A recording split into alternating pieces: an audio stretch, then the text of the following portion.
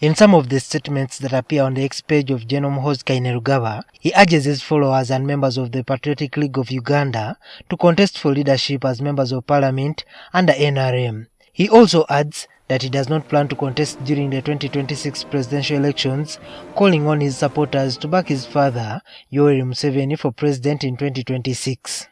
Muhoozi goes on to say that no civilian will ever lead Uganda after his father, apart from army men and police officers. Who in your infinite wisdom and providential goodness. Today, during a parliamentary sitting, the MP for Kira Municipality Ibrahim Semujunganda told Parliament that the CDF was in violation of Article 208 of the Constitution. However, the Deputy Attorney General Jackson Kafuzi looked at things differently. These two issues go against the core principles of this Constitution, that a CDF, a military officer, is endorsing a candidate of a political party. But two is also issuing threats that no civilian will be a president after his father. Being a military man does not put you outside the ambit of Chapter 4 of the Constitution. You retain the right to express yourself. You retain the right to form an opinion. But some MPs were furious with the guidance by the Attorney General, some calling for an investigation by Parliament into the conduct of the CDF. Who is at the helm of the UPDF currently comes up and makes statements which not only contravene Article 208 of the Constitution, but also the UPDF Act itself. And an Attorney General comes and defends that kind of conduct as part of the freedoms of expression and opinion, well knowing that some freedoms are subject to the law.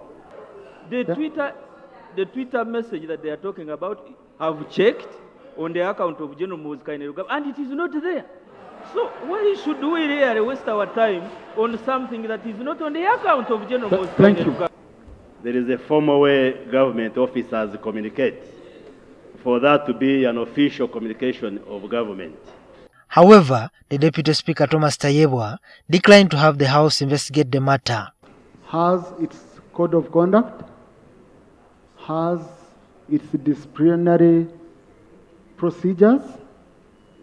If any member of the UPDF violates their code of conduct, they are subjected to their disciplinary. I have seen generals going there.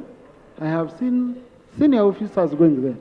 Some MPs say some government officials are scared of addressing the conduct of the CDF. When I began to ask the question, the Honorable Sempija immediately felt some cold and rushed out of the committee meeting here in Parliament.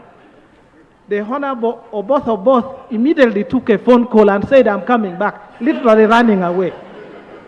The CDF who had the command, and I challenged him, and the colleagues who sit on the committee was there, he said, "As the army commander, can't you issue orders?"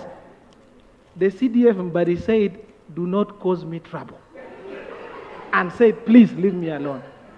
However, a section of MPs have now started looking at the matter as a double standard by government, which took punitive action against retired Lieutenant General Henry Tumukunde. The former intelligence chief was convicted for making partisan political statements in a 2005 radio talk show. Later, General David Sejusa was charged with absence without official leave while participating in partisan political activities and insubordination. JUMA KIIRYA, NTV.